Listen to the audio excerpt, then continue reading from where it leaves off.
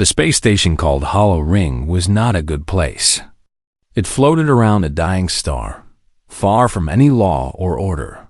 Many beings came here to hide. Many came to make money in bad ways. And many came to watch the fighting pits. Yuna should not have been there. She was a Valori, a species known across the galaxy for their beauty and their minds. Her skin was pale blue like morning sky. Her eyes were silver like polished metal. Among her people, she was nobility.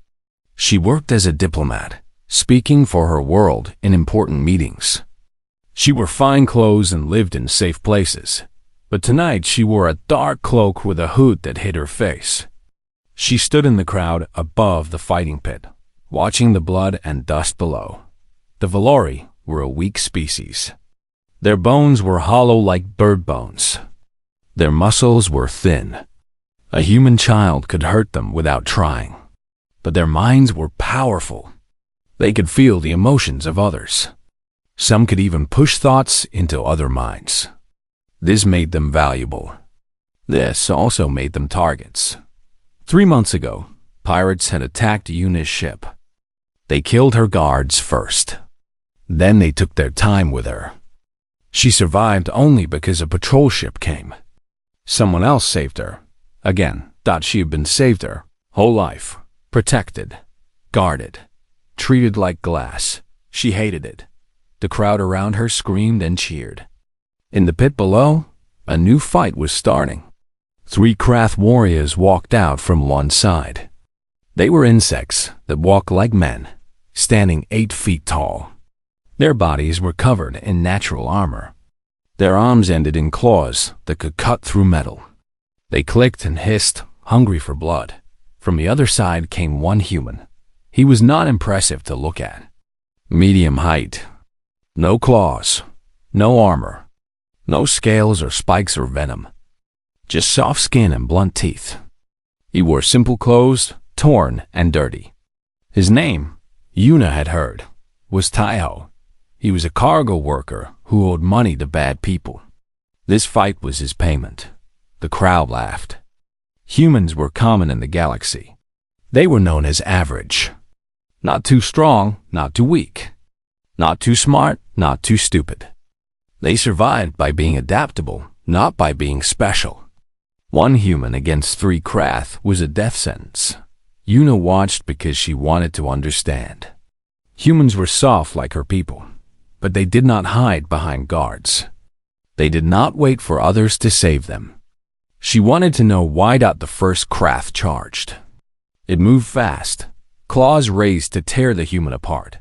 Taiho did not run. He stepped forward into the attack.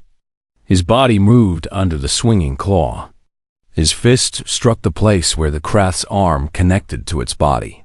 There was a sound like breaking wood. The Krath screamed. No one had ever heard that sound before. The Krath were proud warriors. They did not show pain. But this one screamed as its arm fell useless at its side. The arena went quiet. The other 2 Krath attacked together. They were angry now. They wanted to kill this human slowly. What happened next changed Yuna's life. Taiho moved like water. No, that was wrong. Water was gentle. He moved like water that had learned violence. Each movement flowed into the next. He ducked under one claw and pushed the Krath into its partner. While they stumbled, he was already striking. His elbow hit a throat. His knee broke a leg joint. His fist found every weakness in their armor. He fought with nothing but his body. No weapons. No technology. Just flesh and bone and knowledge. In 2 minutes, 3 Krath warriors lay broken in the dust. They were alive, but they would not fight again for a long time. Maybe never. Taiho stood alone in the center of the pit. He was breathing hard. His knuckles were split and bleeding. Dust covered his clothes and his face. But he was standing. The crowd went mad. Some cheered like they had witnessed a miracle. Others ran away, suddenly afraid. The soft species from Earth had just done the impossible. Yuna did not move. She could not move. Her telepathic mind reached out without her permission. She felt Taiho's emotions from across the arena. There was pain. There was exhaustion. But beneath that, there was something else. Something hard and unbreakable. He was not special. He was not born with claws or armor or poison. He was soft, just like her. But he had made himself into a weapon. He had taken a weak body and turned it into something dangerous. A thought formed in Yuna's mind. It was a small thought at first, like a seed. But it grew quickly, sending roots deep into her heart. Her people had been engineered long ago. Another species had found them and changed them. They made Valori minds strong and Valori bodies weak. They wanted servants who could never fight back. The Valori eventually killed their masters using their mental powers. But they never recovered. They accepted that they were fragile. They built their whole culture around being protected. But humans had been prey animals once. They had no natural weapons. Yet they became the most dangerous hunters on their planet. They did it through will and knowledge and training. What if a Valori could do the same? The thought was dangerous. It went against everything her people believed. Valori do not fight. Valori must be guarded.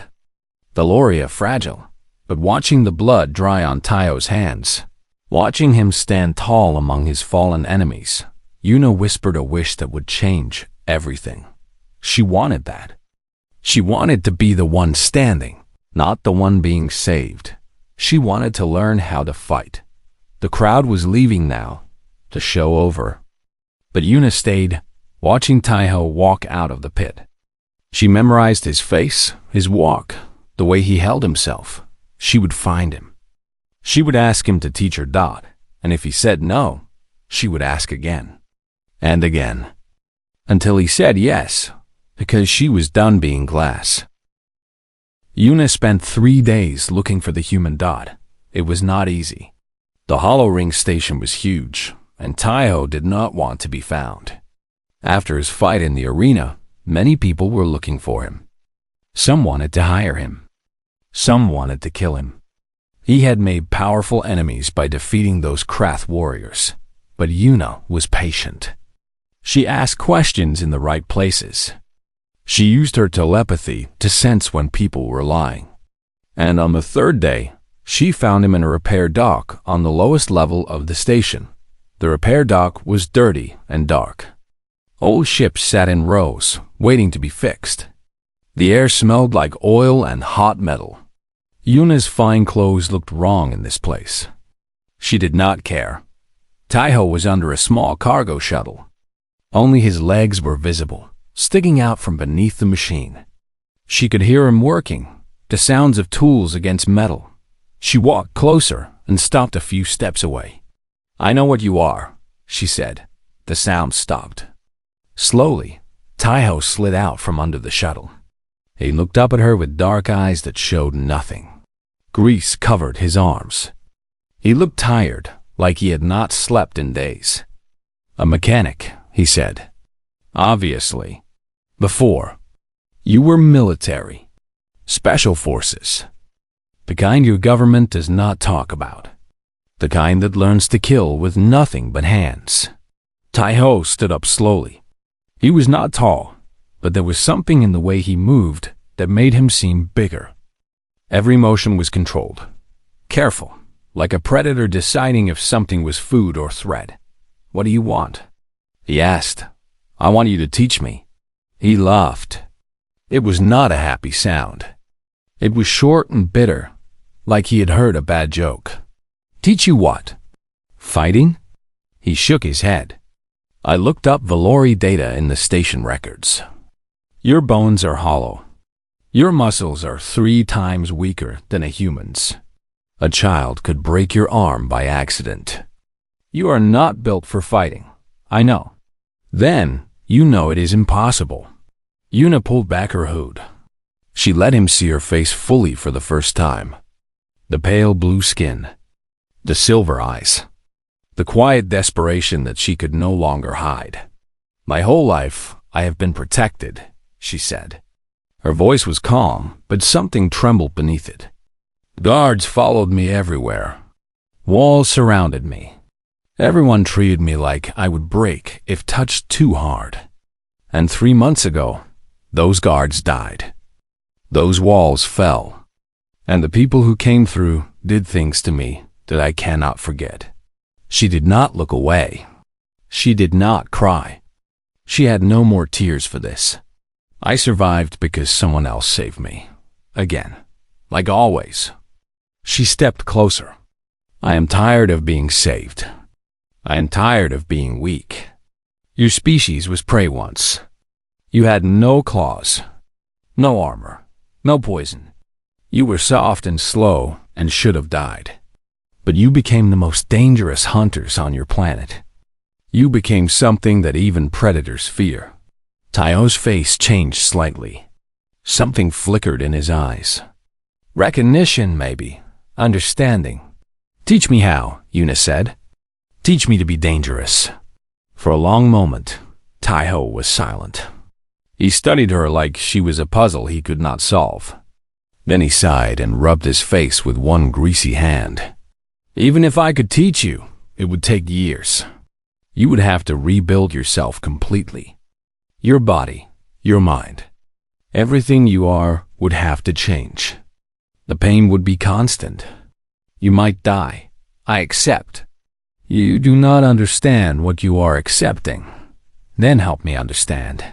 She held his eyes without blinking. 1 session. Show me what I do not know. If I cannot handle it, I will leave. But if I can, we talk about what comes next. Taiho was quiet again.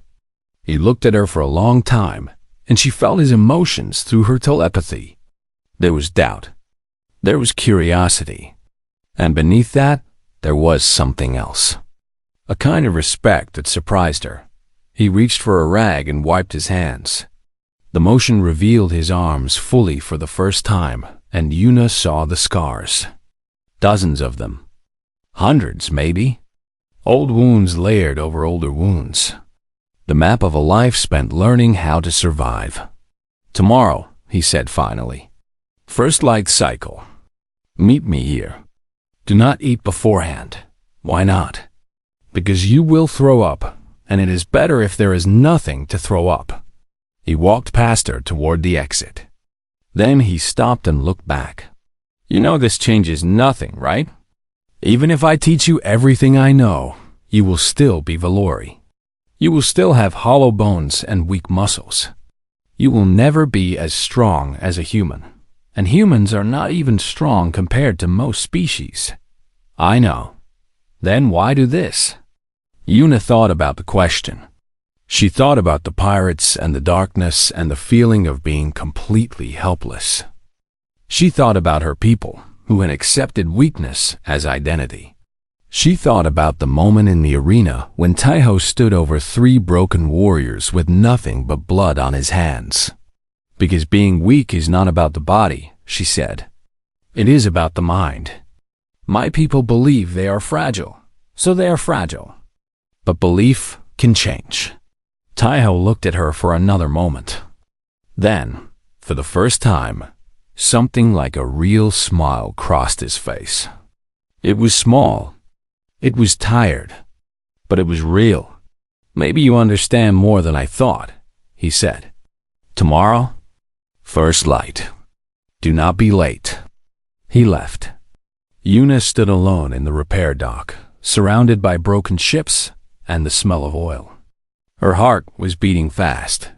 Her hands were shaking. But she was smiling too. She had found her teacher. Tomorrow, her real training would begin. Tomorrow, she would start becoming something new. It would hurt. It might kill her. But for the first time in her life, she was not waiting for someone else to save her. She was going to save herself. The walk back to her quarters was long, but Yuna did not mind. She needed time to prepare. Time to accept what was coming. Time to say goodbye to the person she used to be, because that person was going to die in that repair dock. Slowly, painfully, and something new would grow in her place. Something dangerous. The first month almost killed her. Taiho did not start with fighting. He started with falling. Every day, he pushed her. He tripped her. He knocked her down. Again and again and again. At first, Yuna did not understand. She came to learn how to hurt others, not how to hit the ground. Your body does not know how to fall, Taiho explained. When you fall wrong, you break. When you break, you die. Before you learn to fight, you learn to survive. So she fell. 100 times a day. 200. Her body learned to catch itself without thinking. Her hollow bones ached, but they did not shatter.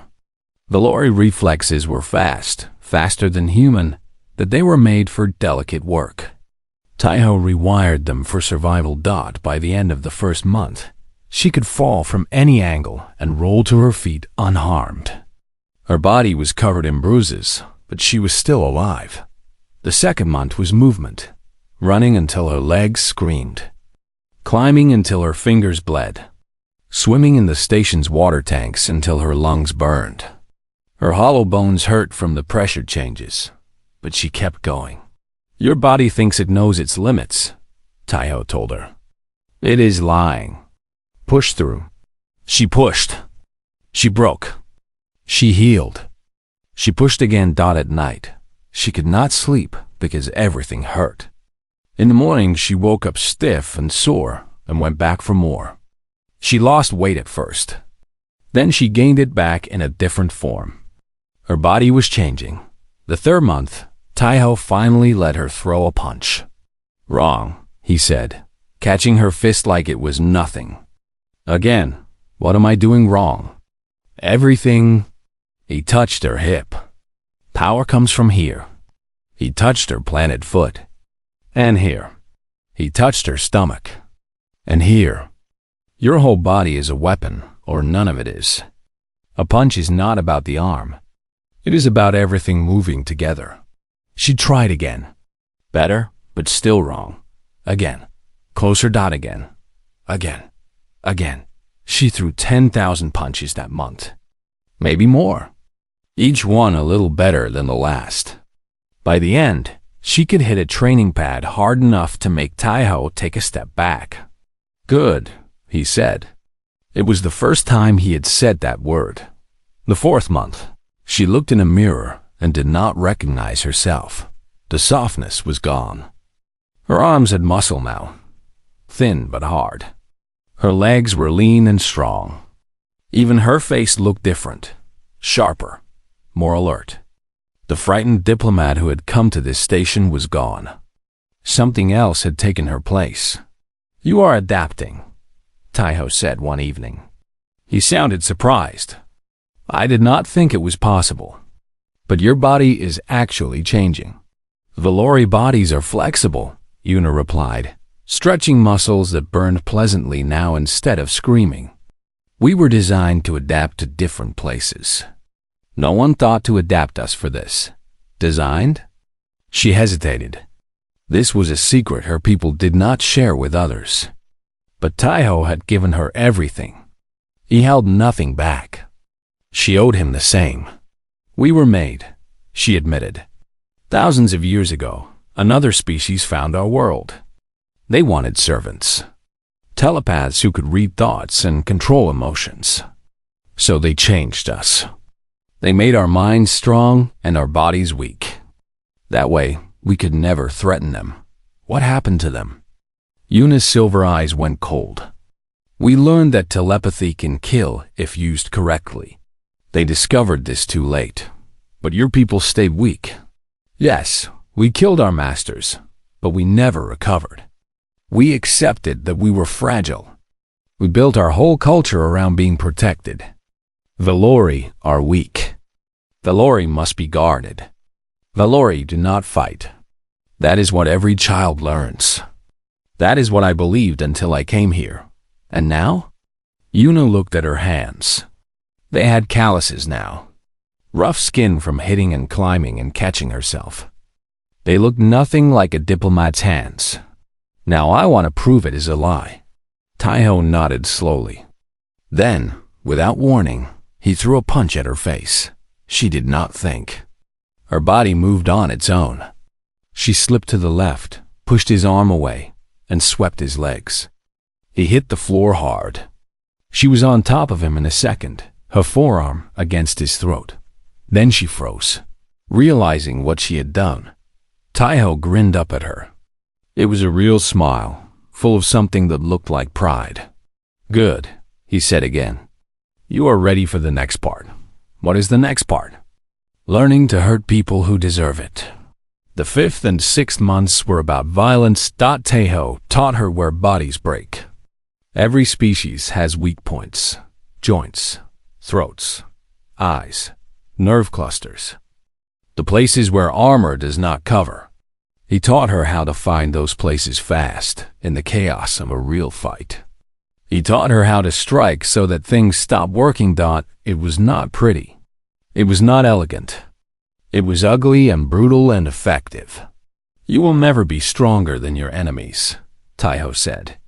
"But you can be faster, smarter, more willing to hurt. That is how small things kill big things." She learned. She practiced. She became something new. 6 months after she first walked into that repair dock, Yuna was ready. She was not the strongest fighter on the station. She was not even the strongest fighter in this room. But she was no longer helpless. She was no longer prey. She was something that could bite back. And soon, she would prove it. Because the people who owned Taiho's old dead had not forgotten about him. They were coming. And when they arrived, they would find something they did not expect. They would find a Valori who could fight. They came at night. Yuna was sleeping in the small room next to Taiho's repair dock when she felt them. Her telepathy sensed their minds before her ears heard their footsteps. Cold minds. Hungry minds. Minds that wanted to hurt. She woke instantly. Her body was moving before her eyes were fully open. "Taiho," she whispered. He was already awake. Already on his feet. He had heard something too. "How many?" he asked. She closed her eyes and let her mind reach out. The minds were coming closer. She counted them one by one. 12 Krath and 1 Valori. A Valori?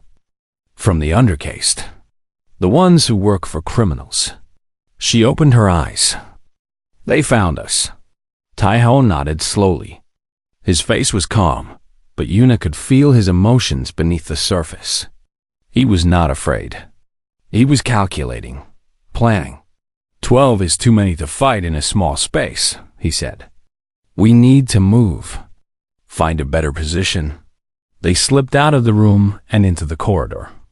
The station's lights were dim during night cycle. Shadows filled every corner. They moved fast and quiet, but not fast enough. The Krath were waiting at the intersection ahead. They were huge, 8 feet tall. Natural armor covered their bodies like black shells. Their claws clicked against the metal floor as they blocked the way. Behind Yuna and Taiho, more Krath appeared. They were surrounded. In the center of the group stood the Valori. Her name was Duri. Yuna could see it in her mind. Duri was shorter than Yuna, with pale green skin and silver eyes that held no light. She had chosen this life. She had chosen to serve monsters because it paid well. "The human who killed our fighters?" Duri said. A telepathic voice slid into Yuna's head like cold water. "The bosses want payment. 20 years in the mining stations. Your hands will bleed until they fall off. Then you will die." Taiho's face did not change. "And if I refuse?" "You do not get to refuse." Duri's dead eyes moved to Yuna. "Neither do you, little highborn. I felt your mind the moment you entered this area. So bright, so valuable. The pleasure houses pay well for telepaths. You will make someone very rich." The Krath moved closer. Their claws were ready. Yuna felt fear. It rose in her chest like cold fire.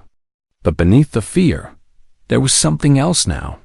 Something that had not been there 6 months ago. Anger. She stepped forward before Taiho could move. The first craft did not expect her to attack.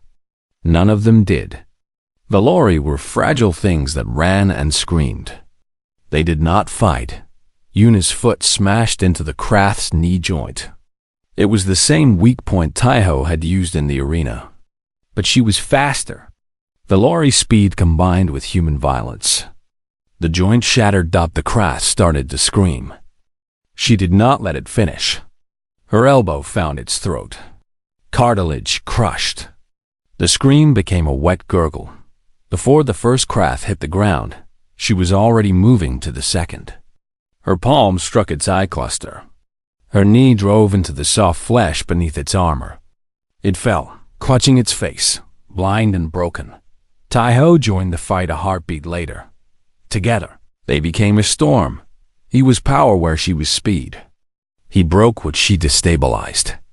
When a craft grabbed her from behind, Taiho's kick freed her. When two rushed him at once, her strikes to their nerve clusters dropped them twitching.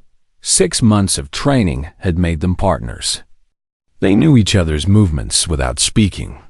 They covered each other's weaknesses. They fought like two halves of one weapon. A craft claw cut Yuna's arm. Blood flowed, bright red against her blue skin. She ignored it. Pain was just information now. It told her she was alive. It told her to keep fighting. Another craft tried to crush Taiho against the wall. She leaped onto its back and wrapped her arm around its throat. Valori muscles were weak, but Taiho had taught her how to use leverage, how to use the enemy's own weight against them. She squeezed until the craft stopped moving. 90 seconds. That was how long it took. 11 craft lay scattered across the corridor. Some were dead. Some were just broken. None of them would fight again tonight. Only Duri remained. The undercase Valori's face had changed. Her dead eyes were wide now. Her calm was cracked. She had expected an easy capture. She had not expected this. She reached for Yuna's mind. Telepathy lashed out like a whip, trying to seize control of her thoughts, trying to freeze her body and cloud her vision. But Yuna had spent 6 months building walls. Taiho had helped her. He could not feel telepathy, but he knew about focus, about mental discipline, about keeping your mind your own. Duri's attack found nothing but silence. How? Duri whispered. You are not the only one who has been training. Yuna replied. Then she did something no Valori had done in living memory. She stepped forward and broke Duri's jaw with her fist. The undercased woman fell. She did not get up. Yuna stood over her, breathing hard. Her knuckles were split. Blood dripped from the cut on her arm. Her whole body ached. Behind her, Taiho leaned against the wall. He was holding his side where a claw had found flesh. But he was grinning. Not bad, he said. Little sloppy on the third one. He was taller than expected. Excuses. Yuna laughed. The sound surprised her. It had been so long since she had laughed. They stood there for a moment, surrounded by fallen enemies. The corridors smelled like blood and fear. But Yuna felt something she had not felt in years. She felt powerful. They will come back, Taiho said. The Syndicate will not let this go. I know. We need to end this, permanently. I know that too. Taiho pushed off the wall and stood straight. Pain flickered across his face, but he ignored it. He looked at Yuna, and she saw something new in his eyes. Respect. Real respect. Like she was not a student anymore. There is a way, he said. The boss. The one who runs this whole syndicate. He has a weakness, pride. He fancies himself a warrior. He holds fights in his private arena. If someone challenges him and wins, they take everything he has. That is his rule. Then we challenge him. It will not be easy.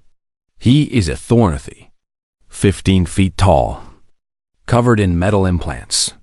He has killed hundreds of challengers. Yuna looked down at her bloody hands, at the bodies around her, at the proof of what she had become.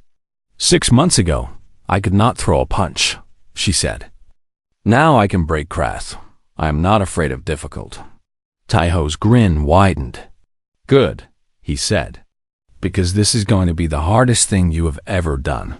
I know. You might die. I know that too. She met his eyes.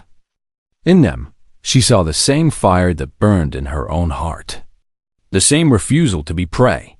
The same will to fight. Let us go end this, she said. The arena was full. Word had spread across Hollow Ring Station. The human who killed 3 craft fighters was challenging the boss. And he was bringing the crazy Valori who had destroyed a dozen enforcers. Everyone wanted to see this. Thousands of beings pressed against the railings above the pit. They shouted and screamed and bet money on the outcome. Most bet on the boss. They were smart. The boss always won. Yuna stood at the edge of the fighting pit and looked down. The ground was covered in old blood and dust. Bones from past losers were piled in the corners. This was a place of death. Taiho stood beside her. His wounds from the corridor fight were wrapped in bandages. He moved stiffly, but his eyes were sharp. Ready? He asked. No. Good. If you were ready, you would be lying. They climbed down into the pit together. The boss was already waiting. His name was Grell. He was a Thornithy, a species known for their size and strength. 15 feet tall, covered in scales like dark metal. His body was modified with platinum implants that made him faster and stronger. His claws could cut through starship armor. His regeneration implants meant wounds healed in seconds. He had ruled this sector for 40 years. No one could kill him. Grell looked down at them with yellow eyes and laughed. The sound shook the arena. 2 of you, he rumbled. His voice was like rocks grinding together. Good. More entertainment. He attacked without warning. Grell was fast. Too fast for something so big. His claws slashed through the air where Taiho's head had been a moment before. The human had already moved, diving to the side and rolling to his feet. Yuna circled around. She looked for weaknesses. Every species had them. Every body could break. She just had to find the right spot. But Grell's implants covered most of his weak points. Metal protected his joints. His nerve clusters were rerouted. She struck at his leg and felt nothing but solid platinum. He did not even notice her hit. Grell's tail swept around. Yuna jumped, but not high enough. It caught her legs and sent her flying across the arena. She hit the wall hard. Pain exploded through her body. Get up, she told herself. Get up or die. She got up. Taiho was keeping Grell busy. He moved constantly, never staying in one place. He struck at gaps in the platinum armor. Small wounds opened and closed almost instantly. The regeneration implants healed everything. This is not working, Yuna said, joining him. I noticed. They separated again as Grell's claws smashed the ground where they had stood. Stone shattered. Dust filled the air. Yuna thought fast. Every system had a weakness. Grell's implants made him powerful, but they were still machines. Machines needed control. She remembered studying ship systems during her diplomat training. Even the most complex technology had a central controller, a brain that told all the parts what to do. She looked at Grell more carefully. There, at the base of his skull, a small metal disc, no bigger than her palm. Wires ran from it into his spine and through his body. The control node. If that was destroyed, all his implants would fail. But it was protected by thick scales. And Grell never showed his back. The node at his neck, she called to Taiho. That is the weakness. I see it. Can you get to it? Not from the front. Taiho nodded. His face was tight with pain. Blood seeped through his bandages. But his eyes were calculating.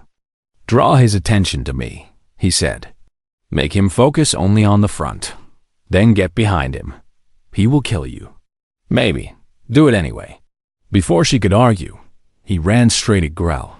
The Thornathy boss laughed again. Finally, the human was doing something interesting. He raised both claws and brought them down like hammers. Taiho did not dodge. He was too slow, too hurt. The claws caught him and sent him crashing into the arena wall. He hit hard enough to crack stone. He did not get up. The crowd roared. This was what they came to see. Grell stepped toward Taiho's fallen body. His back was turned to Yuna. She moved. Valori's speed carried her across the arena in seconds. She jumped onto Grell's back, her fingers finding the seam between his scales. She climbed fast, ignoring the pain in her battered body. Grell felt her. He reached back, trying to grab her. His claws scraped her leg, drawing blood. But she was faster. She was smaller. She squeezed into places he could not reach. Her hand found the control mode. "This will hurt," she whispered. Then she pulled. Metal shrieked. Wires snapped. The node came free in her hand, trailing sparks and fluid. Grell screamed. It was not a battle cry. It was agony. Pure agony. All his implants activated at once, then died, then activated again. Electricity surged through his body. His platinum additions became prisons instead of weapons, shorting out and burning. He collapsed. Yuna jumped free as 15 feet of Thornathy hit the ground. Smoke rose from Grell's body. His eyes were open but empty. He was breathing, but barely. The crowd was silent. Then, from somewhere in the back, a single voice called out, "Glassbreaker!" Others joined. The name spread like fire. Glassbreaker! Glassbreaker! Glassbreaker! A Valori who fought. A fragile thing that had shattered something unbreakable. The name would follow her forever. Yuna did not care about names. She ran to Taiho. He was alive. Broken, but alive. His eyes opened as she knelt beside him. "Did we win?" he asked. "We won." "Good." He coughed and blood spotted his lips. "That hurt." "You are an idiot. Maybe. But we won." She helped him sit up. Around them, the crowd was going crazy. The syndicate's other bosses were running. Without Grell, they had no protection. The whole criminal empire was falling apart in minutes. They had done it. Later, after the station's doctors had patched them both up, Yuna found Taiho in the repair dock again. He was packing his things. A small bag. Not much for a life. "Where will you go?" she asked. "Another station. Another ship. There is always work for mechanics who do not ask questions. You could come with me." He looked at her. "Where?" "Home. To my world. To show my people what we can become." Taiho shook his head slowly. "That is your fight, not mine. You do not need me anymore." She wanted to argue, but she knew he was right. He had taught her everything he could. The rest was up to her. "It will not be easy," she said. "My people have been fragile for thousands of years. They will not want to change. Some will not. But some will. One Valori who fights is a strange thing. 10 is a threat. 100 is a revolution." He held out his hand. She took it. Calluses met calluses. "Thank you," she said. "For everything, the honor was mine." He smiled. "Now go change a world. That is what you came here to do." Yuna walked out of the repair dock. Behind her, she left the frightened diplomat she had been. Before her lay something new. In the arena of Hollow Ring, she had whispered a dangerous wish. She wanted to stop being fragile. She wanted to fight, now. She was going to teach a whole species to do the same. The shuttle that would take her home was waiting. She climbed aboard, looked out the window at the station one last time, and smiled. She was the glassbreaker, and she was just getting started.